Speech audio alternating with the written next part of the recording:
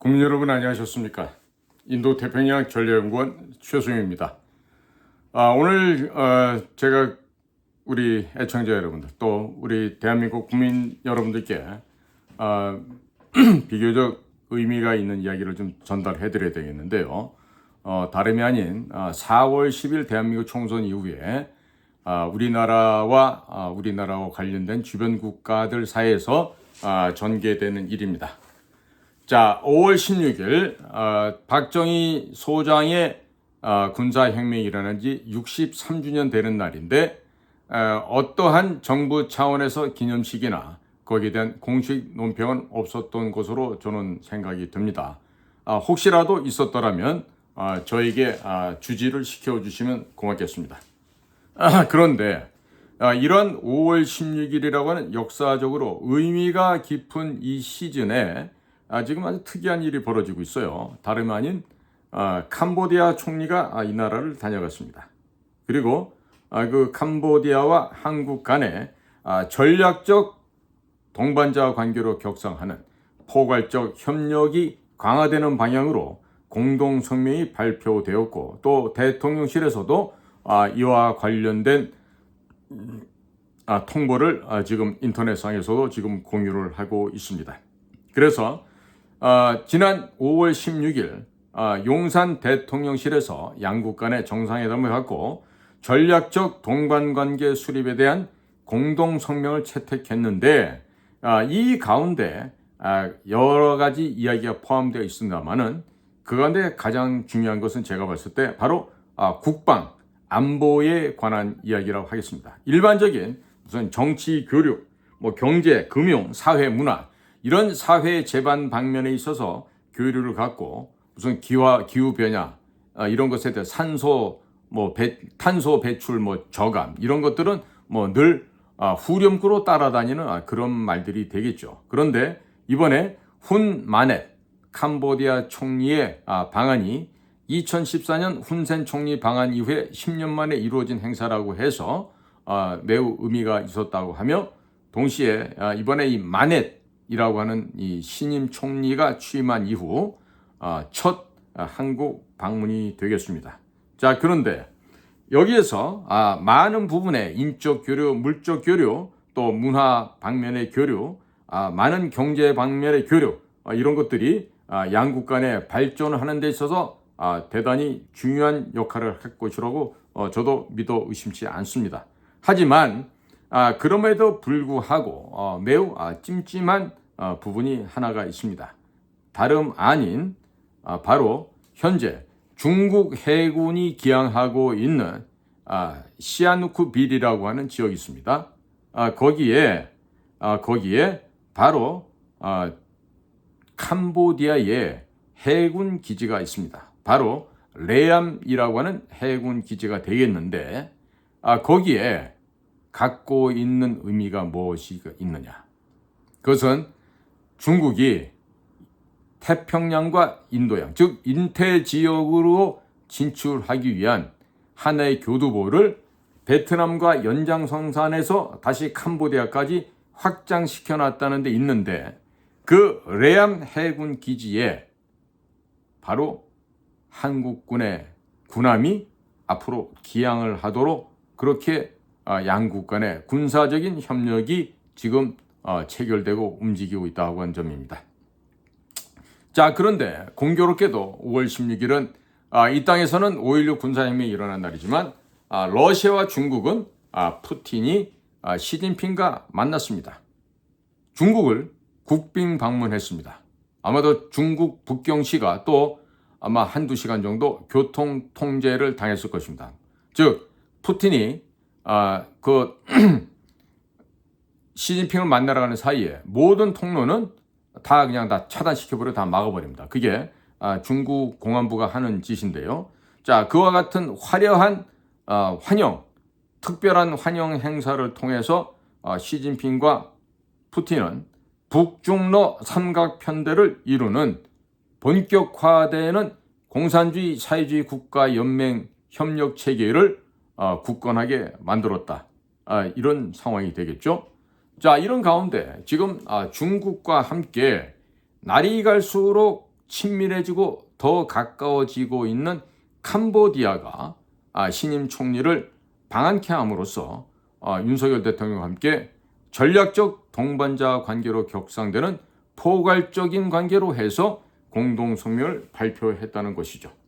그러나 이미 작년도 2023년 9월 중국은 캄보디아와 운명 공동체라고 하는 공동성명을 이미 발표를 하였습니다. 뭐라고요? 캄보디아와 중국은 운명 공동체의 공동성명을 이미 발표했다는 것이죠. 자, 이것은요, 지금 대만과 중국은 현재 대립관계입니까? 친선관계입니까? 대립하는 관계입니다. 특히나 라이칭더 신임 대만 총통이 선출이 되면서 민진당 소속이죠. 그러면서 대만은 여전히 대만 스스로 독립하겠다는 의지를 전 세계에 표방하고 있습니다. 중국 입장에서는 절대로 안 될 얘기고요. 자, 그러다 보니까 남중국해에서 군사적인 충돌 가능성은 점차적으로 고조돼 가고 있다 하겠습니다.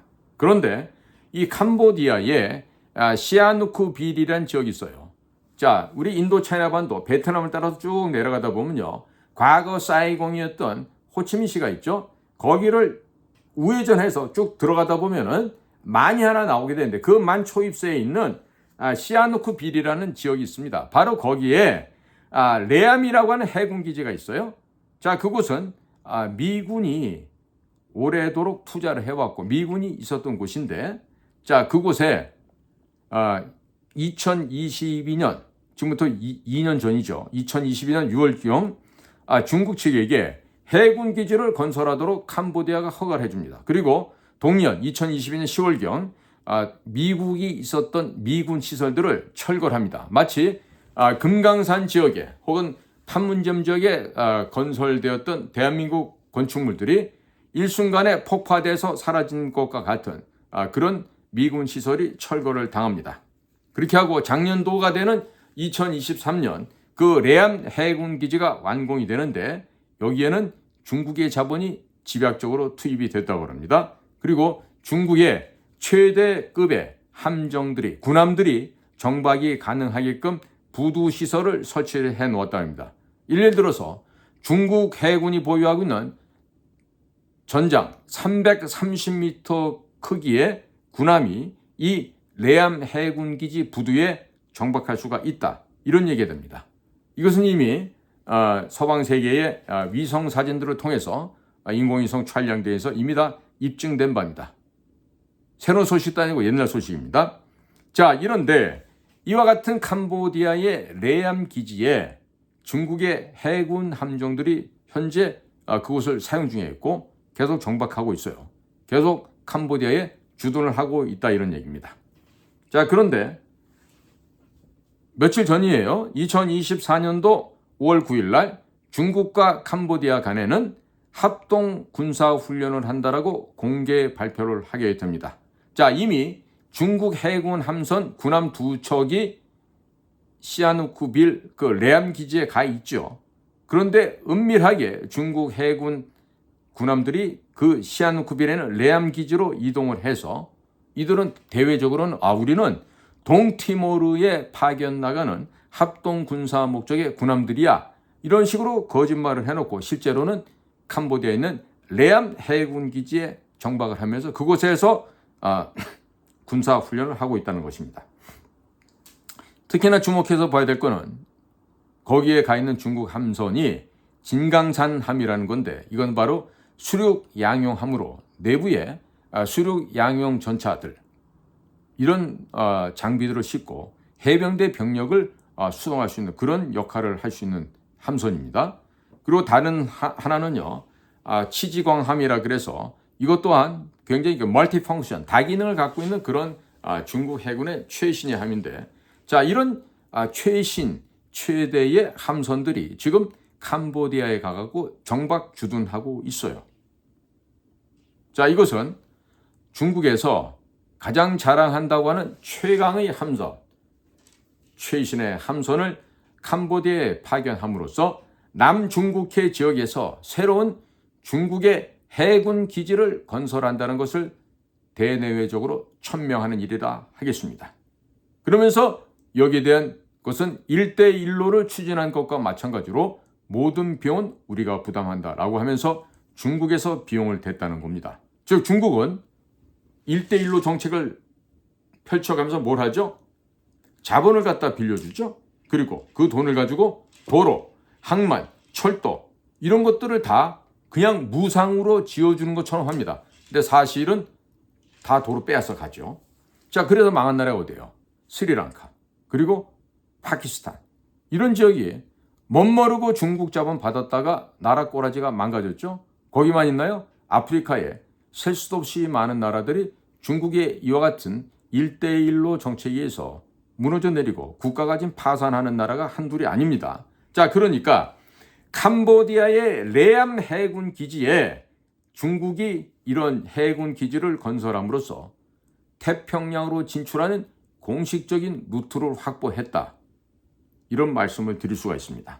당연히 겉으로 보이면 베트남하고는 뭐 티격태격하고 사이가 안 좋은 것처럼 보이지만 사실은 공산당의 본류는 같습니다. 따라서 베트남 연안을 따라서 즉 북에 있는 하노이 그 앞바다부터 해서 쭉 내려서 휘논 항을 지나서 과거 사이공이었던 호치민 그걸 돌아서서 시아누쿠빌 있는 캄보디아만까지 지금 중국 해군이 섭렵을 했다. 즉 제1도련선과 제2도련선을 더욱더 확장 안전 공고화시키기 위한 중국의 일련의 해외 진출 작업이 현재 진행 중이다. 이런 말씀을 전할 수밖에 없죠. 자, 그러면 캄보디아, 베트남과 연대를 하는 중국이 원래 한 몸으로서 이 공산화 과정을 다 겪지 않았겠습니까? 자, 이렇게 해서 한 선으로 중국 대륙으로부터 베트남 해안선 따라서 캄보디아까지 이렇게 함으로써 전략적인 동반관계, 군사적인 동반관계 이런 관계가 지금 중국, 베트남, 캄보디아 간에 이루어지고 있어요. 이것이 해필이면은 현재 진행형인데 자, 5월 16일 날 대한민국과 함께 다시 이와 같은 군사 협력이 포함되어 있는 전략적 동반 관계가 수립이 됐어요. 즉 이 얘기는 캄보디아의 레만 항구에 한국의 전투함, 한국의 함선들이 기항하겠다는 얘기고 이 중공군이 와 있는 이 레암 항구에서 한국 해군과 중국 해군이 만나게 된다는 얘기고 또 함께 모종의 작전을 할 수도 있게 된다는 얘기예요. 자, 이 얘기는 뭡니까? 한국이 최초로 캄보디아의 항구에 즉 레암 해군 기지에 기항을 한다는 이 말은요. 캄보디아 총리가 읊조리는 설명에 따르면 양국 간의 해군이 협력하는 것을 의미하고 이것은 결국 캄보디아와 중국이 운명 공동체로 협조하고 있는 그런 공동체 사이에 그 공동체가 이루어지는 레암 항구에서 한국도 동행을 한다, 동참을 한다라는 의미가 됩니다. 자, 여기에 대해서 미국이 그다지 불쾌하지도 않게 아주 무미건조한 소리를 보이스 오브 아메리카에서 얘기를 하고 있어요. 5월 16일 캄보디아의 이 총리와 윤 대통령 간의 이 관계 그리고 양국 간의 해군 활동이 앞으로 확대 전개되고 한다. 그리고 캄보디아 한국 간의 국방 협력이 강화되기로 하였다. 뭐 사실 여부를 떠나서 이렇게 담담하게 인지하고 있다는 바를 그냥 크나큰 평가 없이 이렇게 보이스 오브 아메리카를 통해서 방송을 하고 있습니다. 이게 뭡니까? 지켜보고 있겠다는 얘기죠. 지켜보겠다는 얘기입니다. 자, 그런데 동시에 지금 중국에서는 푸틴이 시진핑을 만나러 왔어요. 아직 정은이를 만나러 온 건 아닙니다. 자, 그러니까 북쪽의 아이들이 러시아에 지금 집중적으로 밀착하고 아주 그냥 미래를 하고 있죠. 형님, 제발 좀 도와주시고 현찰 좀 많이 도와주세요. 막 이러면서 그냥 러시아 그냥 뭐를 갖다 열심히 빨고 있는데요. 자, 이러는 가운데 중국은요. 인도 태평양 지역에 진출할 수 있는 교두보를 캄보디아와 군사 협력 관계를 맺고 운명 공동체 공동 성명을 발표함으로써 어느 정도 목적을 달성했습니다. 자, 그리고 이번에 시진핑과 푸틴이 만나서 하는 얘기들 가운데 미국과 미국의 동맹 국가들이 북한을 위협하고 있다.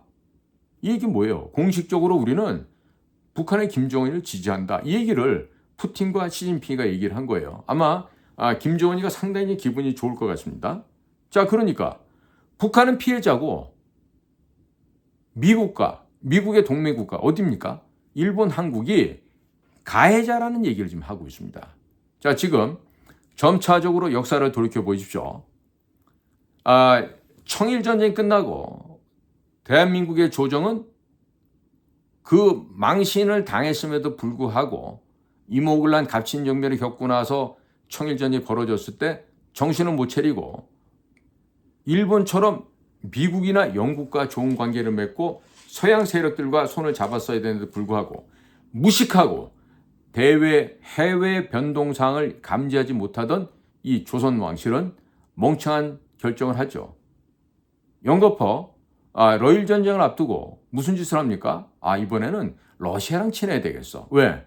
청일전쟁 이후에 요동반도를 차지했던 일본이 삼국 간섭, 즉 독일, 프랑스, 러시아의 간섭으로 인해 갖고 요동반도를 뺏깁니다. 그러니까 러시아야말로 힘 있는 나라네. 러시아랑 친해야 되겠네. 이러면서 바보 같은 결정 내려서 고종이 무슨 짓을 하죠? 아관 파천을 합니다. 아관 파천을 하고 자기가 얼마나 바보 병신 같은 결정 내렸는지를 고종은 깨닫지 못해요. 민비도 마찬가지죠. 자, 그들은 수탈하는 데 능수능란했죠. 왕실의 내탕금 받아들이는 데는 능력이 있었을지 몰라도 변화하는 국제정세에 대해서는 까막눈이었습니다. 자, 그럼으로 인해서 일본과 결국에 을사조약을 맺으면서 외교권도 박탈당하죠. 왜 그렇게 됩니까? 자, 러일 전쟁을 통해서 일본은 당시 이 러시아라고 하는 그 북극의 큰 나라를 격침을 시킵니다.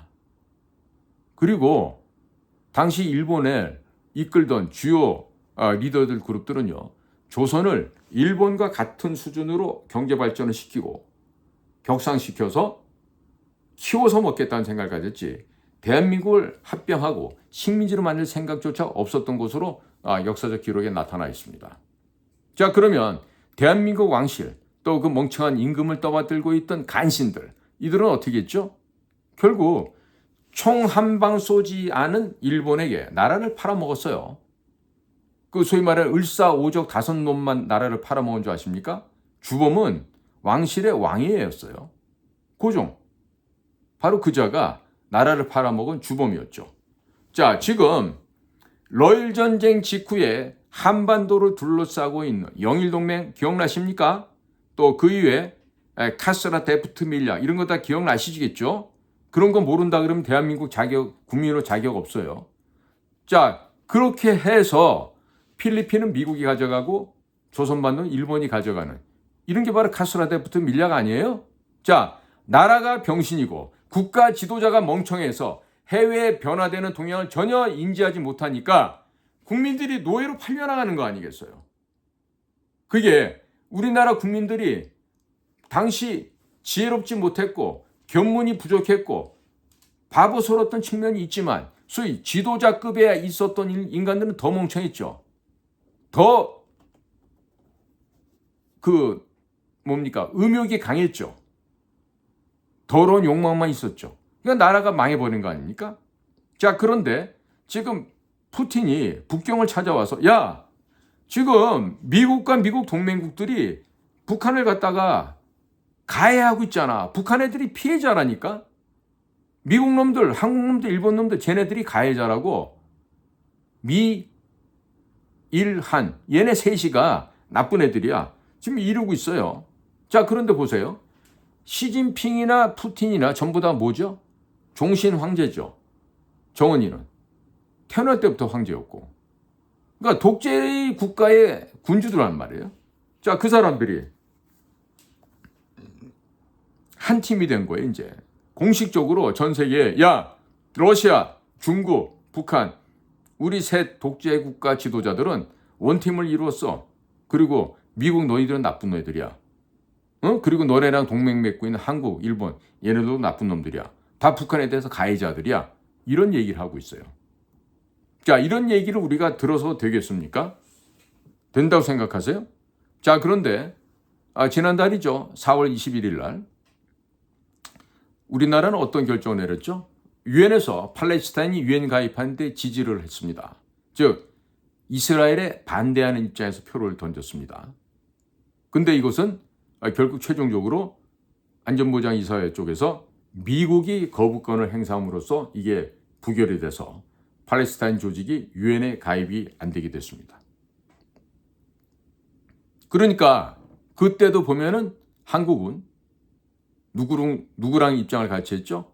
그렇죠. 러시아나 중국과 입장을 같이 해서 팔레스타인의 유엔 가입을 찬성한 거죠. 덕분에 주 이스라엘 한국 대사는 이스라엘 수상시에 불려가서 호되게 좀 야단을 맞고 왔다 그러죠. 자, 이런 식으로 하다 보니까 지금 현재 한반도에서는요, 점차적으로 전쟁의 위험이 고조되고 있다고 평가를 하는 사람들이 굉장히 많습니다. 뭘 몰라도 뭐가 위험한 일이 닥칠 거라는 그런 생각은 하는 모양이에요. 왜? 비겁자들이니까. 용기가 없으니까. 비굴한 놈들이기 때문에 이와 같이 위험이 닥쳐올 것 같으면 쥐새끼들처럼 먼저 도망갈 궁리부터 하기 때문에 이와 같은 얘기를 하고 있어요. 자, 그런데 이렇게 유엔에서는 이스라엘을 반대하고 미국에게 엇박자를 내면서 이번엔 이렇게 합니다. 지난 2월 15일 북한과 형제국가라고는 쿠바랑 수교를 합니다.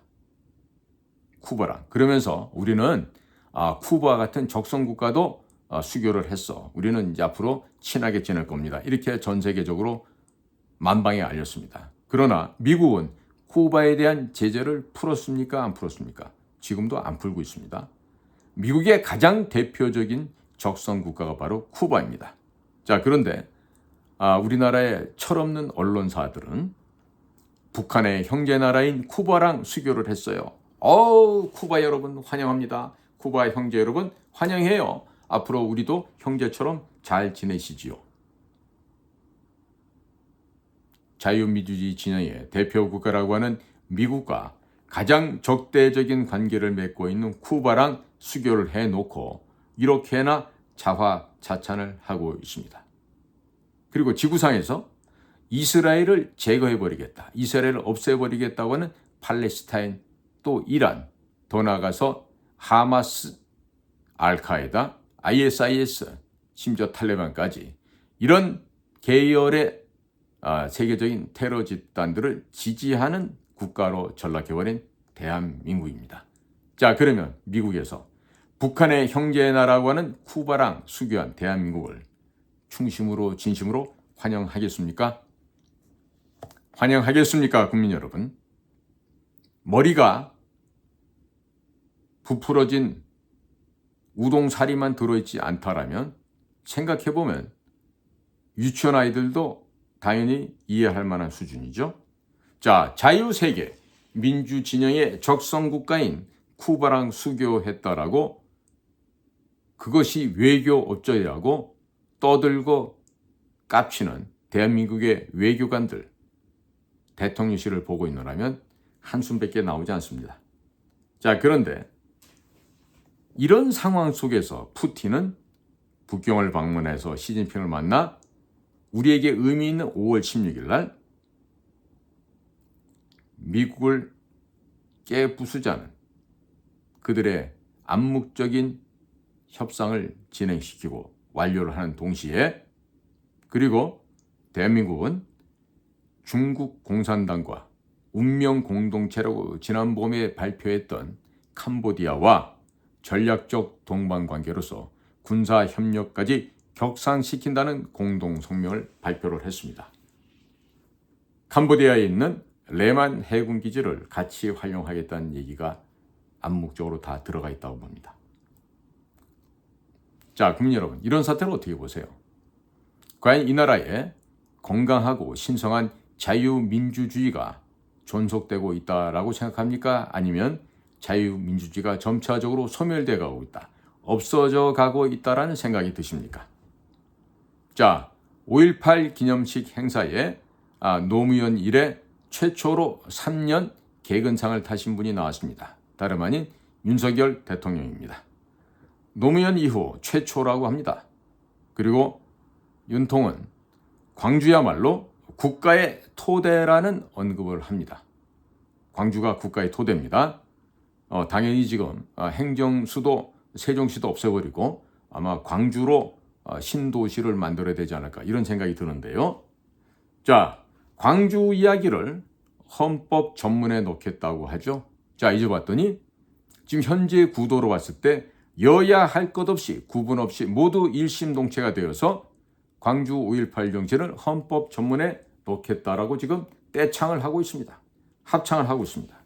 문재인, 윤석열, 이재명, 한동훈 모두가 다 한 집안 식구라는 것이 지금 입증이 되고 있습니다. 즉 혈연관계라는 것이죠. 다만 자기를 낳아준 엄마만 다를 뿐이지 다 한 집안에 한솥밥을 먹고 자라는 이복 형제다 이런 얘기가 되겠습니다.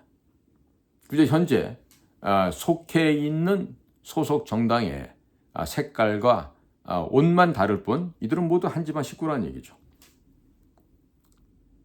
이번에 광주에서 기념식을 하는 이 광경을 보니까 모두가 다 한마음 한뜻으로 그 정신을 헌법 전문에 넣겠다라고 합니다. 자, 그러면 뭐 세종에다가 행정수도 짓지 말고 광주로 바로 옮기죠. 김대중 컨벤션도 큼지막하게 돼 있고 큼지막한 행사도 국제 행사도 그 놀랍고 위대한 김대중 센터를 통해서 할 수도 있을 텐데 좋지 않겠습니까? 그냥 광주로 우리나라 수도 옮기시죠. 그러지 말고. 그 다음에 국민의힘당 호소인으로 여러 다니는 그 술 취한 강아지가 한 마리 있는데 걔는 지금 경상도 지역에서 국화를 뭐 몇백 송이를 사다가 5.18 그 좀 묘지에다가 뭐 국화를 헌화하고 뭐 이런 짓을 했다 그러는데요. 얘도 지금 서자는 서자인데 호소인으로서 아마 여기 또 참여하고 싶은 모양이에요. 자, 5.18 정신을 헌법에 넣는다. 넣어야 되겠죠. 넣어야 된다고 확신한다면. 자, 그러면 이번에 나온 문재인 씨의 회고록은 뭔가요? 평양은 김정은은 신성 불가침 지역이고 신성 불가침 영도자라는 얘기죠. 그럼 대한민국은 뭡니까? 대한민국은 뭐가 되죠? 자, 그런데도 불구하고 윤석열 대통령에 실망한 사람들은 또 한동훈을 외치고 있어요. 달라 보입니까? 한솥밥 먹는 이복 형제라고요. 엄마만 다를 뿐이지 같은 형제지간이라 아버지가 같아요. 그러니까 5.18에 대해서 같은 입장, 같은 생각, 같은 색깔을 띠고 있는 이들은요. 똑같은 집안 형제들이에요. 그런데 국민 여러분, 여러분들은 어떻습니까? 무슨 권력이 있습니까? 권한이 있습니까? 시민 여러분, 국민 여러분, 여러분들 외칠 수 있는 마이크가 있습니까? 없죠. 그러니까 저나 여러분들의 현재 상황은요. 탈출구가 없는 커다란 어항 속에 갇힌 물고기들 신세가 되어버린 거예요. 자, 이런 운명인데 우리의 운명을 어떻게 탈피하고 탈출할 수가 있죠? 자, 내부에 있는 이 어항 속의 물은 수질은 날이 갈수록 썩어 들어가고 있어요. 썩어 들어가고 있어요. 자, 그러면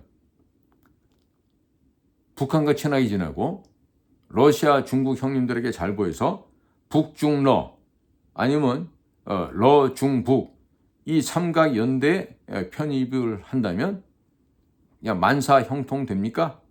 오케이 됩니까?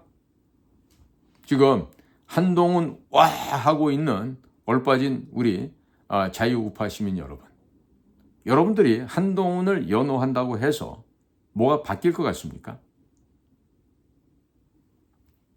제가 그 문재인 씨 회고록에 대해서 평가를 했지만 그런 내용이 나와도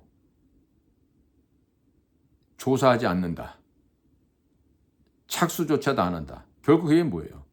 이원석 검찰총장, 윤석열, 문재인 전부 다 한 집안 식구란 얘기죠. 네?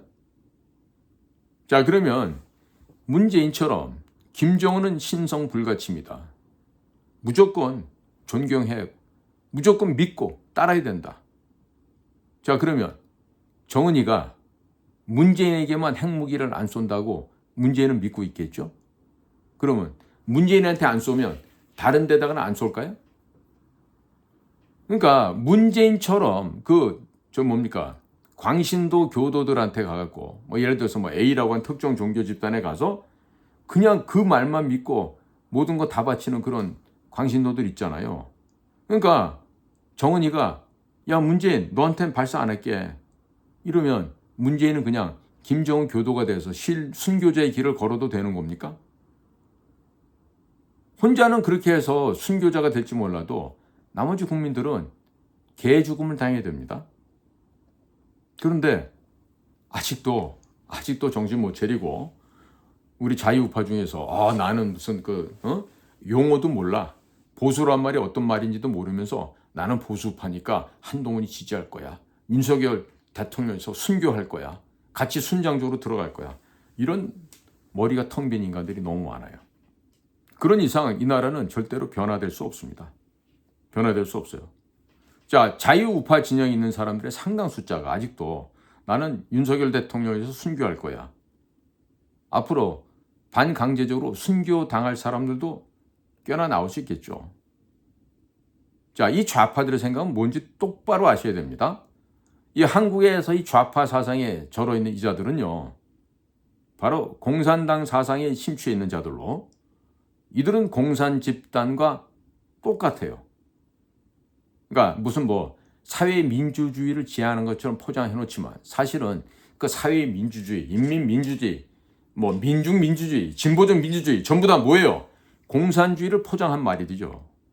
공산주의를 포장한 말에 용어 혼동, 용어 혼란, 용어 교란을 시키는 작태에 지나지 않는데 거기 속아 넘어가서 나는 자유보수 우파야.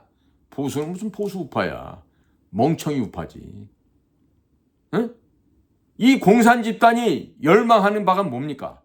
미국과 단교하는 것이에요. 미국과 단절. 미국과 단교해서 이 대한민국을 공산화시키는 거라고요. 아시겠습니까? 지금 출구 없는 왕 속에 전 국민이 갇혀버렸다 그랬죠? 국민 여러분 뭘 해야 돼요? 설령 이 썩어가는 물속에서 내가 죽는 한이 있더라도 이 왕을 못해야 돼요? 깨뜨려야 돼요. 아직도 모르시겠어요? 여러분들 그냥 이 썩어가는 대형 어장 속에 갇혀갖고 주는 밥이나 사료나 먹다가 이제는 물속에 산소가 없어서 산소를 마시기 위해서 물속에 오르락내리락 하다가 그러다 죽게 될 텐데 그러한 비참한 인생으로 마감을 하고 싶으십니까? 5.18 기념장에 윤석열 대통령은 광주에 보답을 해야 된다고 강조를 했는데 이것이 현재 대한민국의 수준이에요. 경제 수준은 무슨 전 세계 10위다, 9위다, 11위다 까불고 있지만 언론의 수준은 매지? 전 세계 180 몇 개 국가 중에 60 몇 위라 그러죠. 창피한 노릇입니다. 그만큼 대한민국의 언론이 제 할 일을 못하고 썩어 있다는 얘기예요. 자, 그런데 국민 여러분, 이렇게 허무맹랑한 자들이 외교를 한다, 정치를 한다 이대로 두고만 봐야 될 것 같습니까? 며칠 전 5월 10일 날 조태열이라고 하는 외교장관이 중국을 방문했어요. 거기서 무슨 한중일 정상회의를 개최하자 이런 얘기를 했다 그래요. 여기 왜 알아야 될 거는 정상회의와 정상회담은 다릅니다.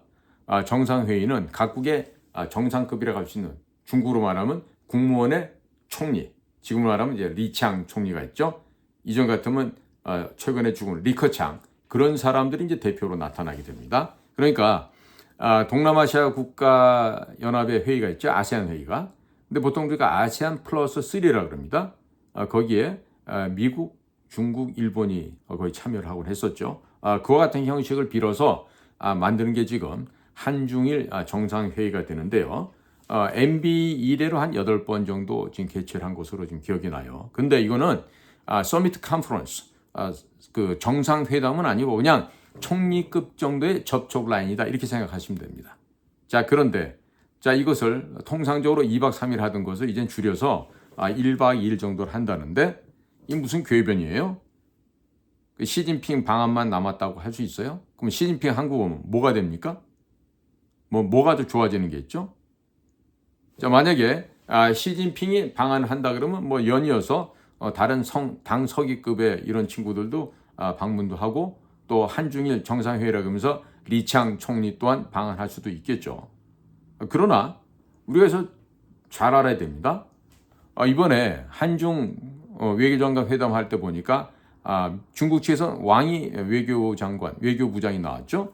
그 왕이가 젊었을 땐 걔나 그래도 좀 이렇게 똑똑해 보이기도 했는데 이번에 보니까 목소리도 완전히 갈라지고 이제 완전히 틀기가 돼서 지금 뭐 향불 피울 날만 지금 기다리고 있는 그런 사람 같이 보여지더라고요. 자, 그런데 그러한 건방지고 고압적인 불손한 왕이도 이번에 얘기하는 거 보면 야, 한국 하나의 중국 원칙을 지켜 대만 문제 함부로 개입하지 마 이런 식의 얘기를 하고 있어요. 그러면서 아주 미묘한 얘기를 하던데 시진핑 주석의 방한 필요성은 있다. 뭔 얘기예요? 시진핑의 방한 필요성이 있다. 이런 애매모호한 표현을 했더라고요. 이게 무슨 의미인지 잘 봐야 됩니다. 잘 봐야 돼요. 그런데 이런 말이 있어서는 몰라도 우리는 며칠 전 5월 17일 날 한국은 대만 총통 취임식에 대표단을 파견하지 않는다. 이런 얘기를 해요. 그러니까 하나의 중국 원칙을 지키겠다. 이제 이걸 지금 중국 측에다 지금 표현을 하고 있는 거죠. 이런 식의 친중 반미로 나가다 보면요. 갈 길은 딱 하나밖에 없습니다. 죽음입니다. 멸망입니다. 자, 그런데 거기에 덧붙여서 대통령하고 초등학교 동창이란 김성환이란 참 그 외교관스럽지 못한 사람이 있는데 이 사람이 뭐 외교부 차관도 MB 때 해봤고 또 윤석열 정부에서는 또 안보실장도 하다가 그 안보실 차장한테 밀려나서 지금 쫓겨나갔다는 바로 그 사람 아니에요? 이 사람이 이제 조선일보에 칼럼을 써갖고 지금 중국을 잘 따라야 된다 이런 얘기를 지금 하고 있어요. 지금 우리나라 외교부, 학계, 또 뭐 국정원 이런 데서 중국 쪽에 손을 타서 중국의 입장을 대변하는 자들이 지금 한둘이 아니에요.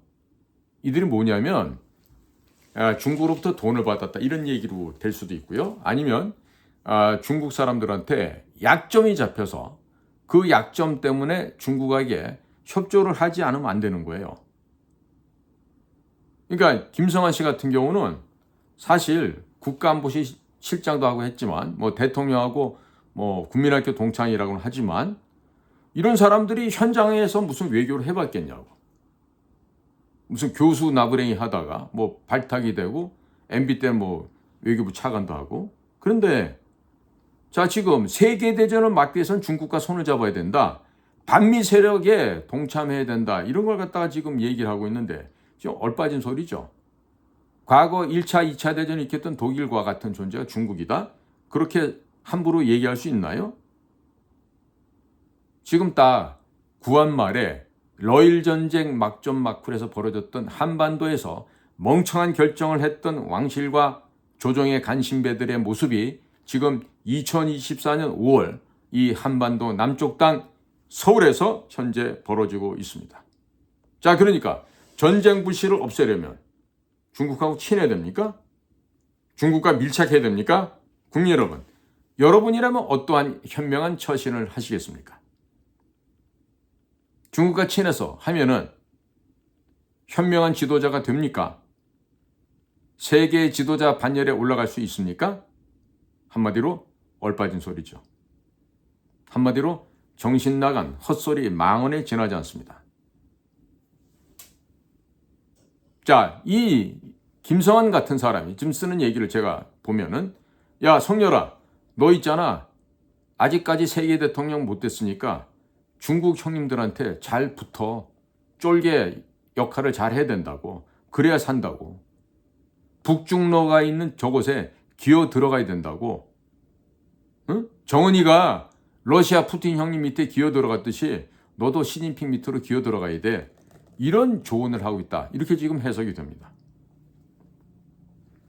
지금 현재 이상하게도 이번 4월 10일 총선이 끝나고 보니까 드디어 마각이 다 드러나고 하면서 지난 5년 동안에 문재인 씨가 걸었던 길을 한치도 오차 없이 지금 현재의 윤석열 정부가 걷고 있는 것으로 보여져요. 만약에요, 시진핑이가 방한을 하고 그 방한과 동시에 모종의 약조를 맺는 순간 이 나라는 멸망의 구덩이로 떨어집니다. 경고합니다. 시진핑의 방한을 성사시켜서 마치 무슨 일을 했다라고 포장해서 허장성세를 벌릴 수가 있는데, 그런 일이 벌어지게 되면 대한민국의 5천만 국민을 적의 호랑이 입속에 집어넣고 노비 노예로 만드는 첩경이 된다는 점을 꼭 망각하지 마시기 바랍니다. 자, 미국은 공식적인 입장을 자제한 채 보이스 오브 아메리카 미국의 소리 방송을 통해서 이런 여러 가지 정상회의 결과를 흥미롭게 지켜보겠다라는 논평만을 하고 있습니다. 자, 내일 모레가 되면 5월 21일부터 한미 방위비 협상이 진행되겠죠. 틀림없이 미국 측은 우리의 기대, 상상을 뛰어넘는, 즉 우리의 상한선을 뛰어넘는 증액을 요청하게 될 것이 분명합니다. 미국의 민주당 정권이든 공화당 정권이든 현재 미국민들, 미국 지휘부, 그리고 그 지휘부를 바치고 있는 미국 전체 국민들의 정서가 어떠한지 파악하지 못한다면, 미국의 언론이 어떤 식으로 흘러가고 있는지 파악하지 못한다면 우리는 또다시 구한말의 멍청한 고종과 같은 그런 우매한 결정을 내리게 될 것입니다. 유엔사 해체, 주한미군 철수, 평화선언, 종전선언, 이런 것들의 개수작들은 평양의 김정은과 대남 공작기관들이 바라고 희망하는 바입니다. 자, 이것들을 대신해서 지금 남쪽에서 또 일을 하고자 한다면요, 바로 전 국민과 함께 불구덩이로 뛰쳐 들어가는 바보 같은 결정밖에 되고 싶지 않다는 얘기입니다. 자, 지금 미국 일각에서는요, 대한민국이 하고 있는 행동을 보면서 조소를 하고 있습니다. 조소라는 말 아시죠? 쓴웃음을 지으면서 아주 가소롭게 깔보는 것을 조소라고 하지 않습니까? 자, 그런 조소를 당하고 있는 현재 대한민국, 우리의 망실되어가는 자유와 민주주의, 서서히 우리의 보호막이 한 장씩 한 장씩 뜯겨져 헌신짝처럼 내버려지고 있는 상황입니다. 그 구체적인 사례가 바로 지난 4월 달에 해제된 유엔 안전보장이사회에 내에 있던 대북제재위원회, 이 전문가 단체가 해체되었습니다. 다시 말씀드립니다. 지난 4월 달에 유엔 안전보장이사회 안에 있던 대북제재위원회, 가장 북한 관련 전문가 그룹들이죠. 이 조직이 해체되었습니다. 즉 미국이 더 이상 한반도를 지켜야 되겠다는 생각이 없어지고 있다는 얘기입니다. 1949년 미국의 군사고문단이 퇴각하고 철수하고 애치슨 라인이 그려졌던 것처럼 지금 또 다른 새로운 뉴 애치슨 라인이 지금 한반도를 벗어난 일본 열도와 오키나와 섬으로 이어지는, 그리고 필리핀까지 이어지는, 바로 카스라 데프트 밀약으로 인해서 결정되어졌던 아시아의 그 당시에 또 다른 방어선이 새롭게 2024년 현재에 치어지고 있다는 얘기입니다. 즐거우시죠? 이런 얘기 들으시니까. 자, 일본은 미국과 동행을 해서 중국을 치러가는 일반 국가로 지금 변화되고 있습니다. 그리고 미국, 영국, 호주가 들어가 있는 오커스에 이번에 정식 회원국이 되었습니다. 덩달아서 필리핀까지 들어가게 됐죠. 그러나 한국은 어떻습니까?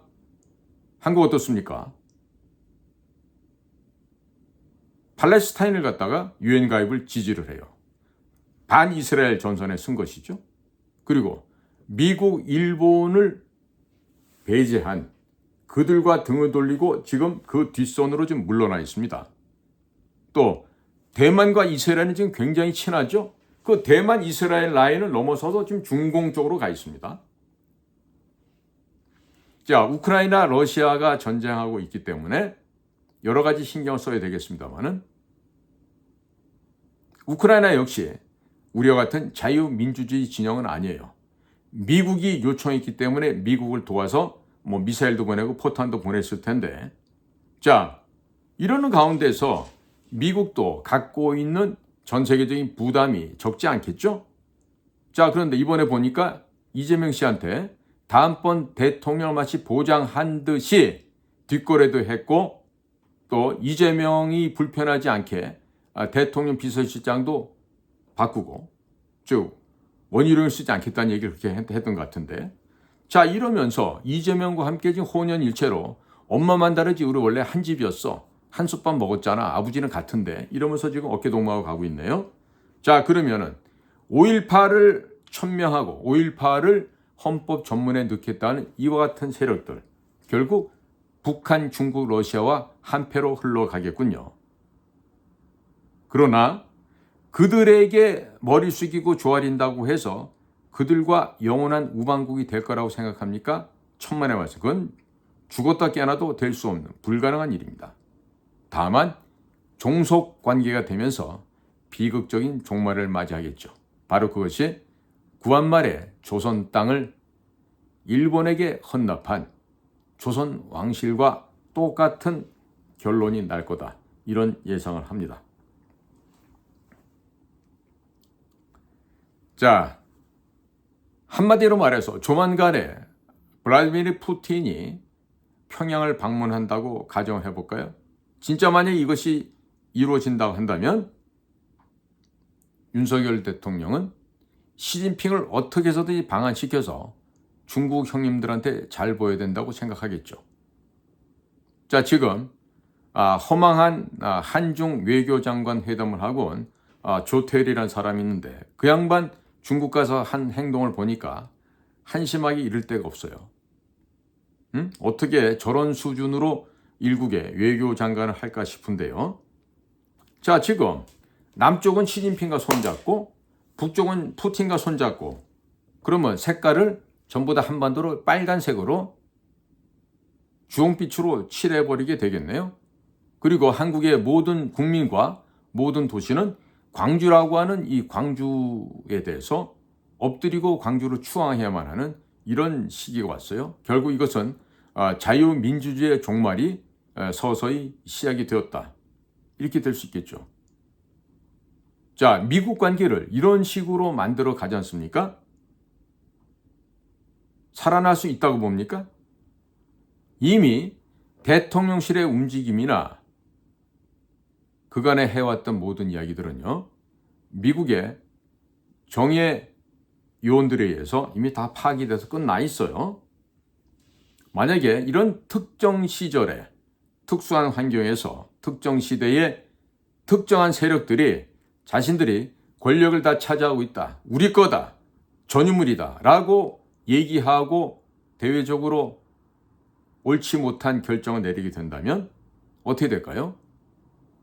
방법은 온 국민이 다 함께 공도 동망하는 것입니다. 모두가 다 최저 밑바닥으로 떨어져서 밑바닥에 그 소위 말하는 화장실 밑바닥을 혓바닥으로 핥으면서 그래도 불구하고 살려달라고 애원하며 목숨만 부지해 보겠다고 하는 그런 처참한 동물농장, 1984 동물농장의 모습이 바로 대한민국에서 현실화될 것입니다. 제가 자주 얘기합니다마는 인과응보라는 말, 자업자득이라는 말 아시죠? 자, 내가 씨 뿌려놓은 대로 거두는 것입니다. 남의 눈에 눈물을 나게 했으면 내 눈물에 눈물이 나고, 나로 인해서 남의 집 자식이 다쳤지 않습니까? 내 자식은 죽습니다.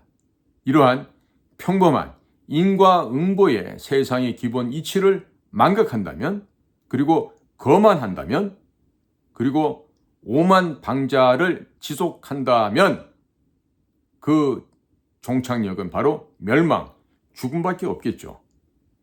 그런데도 불구하고 권좌에 앉으면 그 권력이 천년만년 갈 거로 생각합니다. 보십시오. 봄날에 피는 아름다운 매화꽃, 사과꽃, 배꽃도 열흘 이상 넘기지 못합니다. 그렇게나 아름다운 목련도 피고 나면 지었을 때 가장 추하고 더러운 꽃이 목련이 됩니다. 마찬가지입니다. 사람의 인생이라는 것도 잠깐입니다. 잠깐 살면서 건방지게 겸손치 못하게 국민을 지배하려 들고 하늘의 뜻, 천리를 거역하고자 했을 때는 돌아오는 것은 멸망밖에 없습니다. 멸망밖에 없어요. 그러니까 오늘 제가 지금 캄보디아 총리가 다녀가면서 벌어졌던 여러 가지 상황과 중국, 러시아, 북한, 미국, 일본 등 여러 가지 우리 주변의 상황을 설명을 드렸어요. 지금 우리가 정신 못 차리면요, 우린 망합니다. 망해요. 어떻게 망하는지 아세요? 제가 지금 염려되는 바는 다시금 식민지 시대로 돌아갈 수가 있어요. 어디 식민지로? 일본 식민지로 가요. 일본은 현재 미군의 각종 첨단 장비, 즉 항공기, 선박을 수리하는 전문 수리창, 즉 미국의 전투기 F-15, F-16, F-35 이런 기종들은 전부 일본에서 수리를 받습니다. 즉 AS를 일본 땅에 산다는 얘기예요. 우리나라에 아직 없죠. 자, 그런 수리를 전담하던 일본에게 이제는 미국에서 무기 생산을 독려하는 방향으로 지금 바뀌고 있어요. 그러니까 우리는 하나 디펜스도 있고 우리 여러 가지 그 방위 산업체가 많잖아요. 풍산도 있고. 그런데 우리가 한 2,000조 정도 되는 전 세계 방산시의 절반 정도를 먹고 자진 꿈에 부풀어 있었어요. 전 세계가 한 4,000조 원 될 테니까. 그런데 그 2,000조 원에 해당하는 것이 앞으로 한국 방산업체가 못 먹고 지금 일본으로 가게 생겼어요. 거기다가 한국 방산업체는 어떻게 됐죠? 누가 USB에다 뭘 담아줬는지 몰라도 지금 북한 해커들한테 뚫려서 우리 방산업체가 생산하는 무기 체계를 북한 애들이 거의 다 카피를 다 끝내버린 것 같아요. 흉내를 많이 내 있다고요. 자, 그러면 우리에게 방산 시장을 통해서 국가가 발전 도약할 수 있는 기회를 전 세계에서 주겠습니까? 일본에게 넘어가요? 그럼 일본이 군사 강국이 되겠죠. 현재도 일본 해상 자유회전 전 세계 2위입니다. 자, 그런 일본을 맨날 죽창으로 찔러 죽인다라고 반일 혐의를 얘기하면서 일본을 개무시하는 이런 어리석은 자들이 이 나라에 너무나 많아요. 무식해서 그래요. 세상을 모르니까. 알면 알수록 겸손하고 사람이 겸허해질 텐데 모르고 무식하니까 그런 소리를 하는 거 아니겠어요? 그런데 이제 이게 웬일입니까? 4월 10일 대한민국 총선 결과로 미국은 이제 확신에 찬 결정을 한 것으로 보여져요. 즉 한국은 버린다. 그리고 일본에게 대중공 방어선을 치겠다. 필리핀까지 포함해서. 자, 그러면 한국 국민은 어떻게 되죠? 이제 죽음을 맛봐야 되는 이 순간이 됐어요. 자, 국민 여러분 생각해 보세요. 국민 여러분들이 선택한 정치입니다. 여러분들의 수준에 딱 맞는 짓을 해서 부정선거 했어요. 부정선거 지금 얘기해 봐야 어찌됐든 결과는 저쪽 애들이 좌익 애들이 192석을 가져갔어요. 참패를 당했죠. 그런데 그게 바로 대한민국 국민 여러분들의 수준을 전 세계에 입증해 준 겁니다. 물론 선거관리위원회 악법이 있고 부정과 부패가 있죠. 그것까지 다 포함해서 대한민국의 저열한 수준을 전 세계적으로 알려줬어요. 우리는 증명을 해줬어요. 그러니까 귀한 대접을 받을 수가 없어요. 다 국민들께서 결정한 바입니다. 저는 설령 또 다른 100년, 200년이 될지도 모르는 또 다른 식민의 시대가 오고 외세의 압박을 받고 숨 쉬지 못하는 세대가 된다 하더라도 중국 아이들의 발바닥을 문지르고 씻는 또 몸파는 매춘부들이 넘쳐나는 대한민국이 되지 않기만을 바랄 뿐입니다. 차라리 미국 애들 등살에 햄버거라도 얻으면서 슈샤인보이처럼 구두 닦기라도 할 수 있으면 다행이라고 생각할 거예요. 왜? 공산당은 이 지구상에 있어 온 또 현재에도 존재하고 있는 가장 악독한 최악이라는 점을 여러분들이 아셔야 될 텐데, 자, 아직도 모르고 25만 원 준다고 헬렐레, 100만 원 나눠준다고 헬렐레 하는 이런 멍청한 짐승만도 못한 두뇌를 달고 다니는 자들이 이 나라의 국민의 주류를 형성하고 있다라면 여긴 더 이상 희망이 없는 거예요. 썩은 어항물 속에서 갇혀서 어항 깰 수도 없이 그냥 거기서 헐떡거리다 죽어가는 것으로 종말을 맞이하게 될 겁니다. 국민들이 정한 특정 세력들의 지지한 결과가 이와 같은 참담한 죽음과 종말과 파멸로 추락해 버릴 수 있다는 점을 대오각성하기 바랍니다. 그러면 안 하려면 어떻게 돼요? 그게 되고 싶지 않으면 방법은 딱 한 가지예요. 진성 자유 우파 지도자를 지금부터 물색해야 됩니다. 진짜 자유 우파, 이승만, 박정희, 전두환의 정신과 담대한 용기와 실력과 능력, 해안을 가진 미래의 이 나라 민족의 지도자를 찾아내십시오. 영어 외국어 아닙니다. 공용어입니다. 국가 지도자가 되려면 적어도 몇 개국은 할 수 있는 그런 사람이어야 됩니다. 무식한 자가 대통령이 되니까 이런 일이 생기는 거 아니겠어요? 국민 여러분, 여러분들이 정신 차려야 됩니다. 각자 도생의 방법을 국민 여러 단체와 수많은 자유 우파 시민들, 국민들께서 어깨동무하셔서 꼭 앞으로 언제가 될지 모르는, 조만간에 있을지도 모르는 다음번 대통령을 국민의 손으로 뽑으셔야 돼요.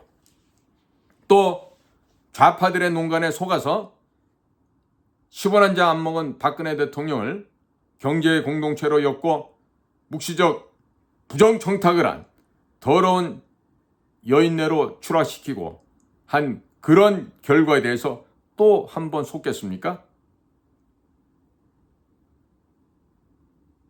박근혜 대통령이 죄수복을 입고 깜빵에서 고생하는 동안에 어떤 여인은 호화호식하며 수백억 원대의 사치향락에 국가 돈을 탕진을 했어요. 마치 조선 왕실의 임금과 그 왕족들이 내탕금을 벌어들이기 위해서 나라를 팔아먹었던 그 만행과 유사한 일들이 우리나라에 벌어졌는데 현재도 진행 중인 것으로 보여집니다.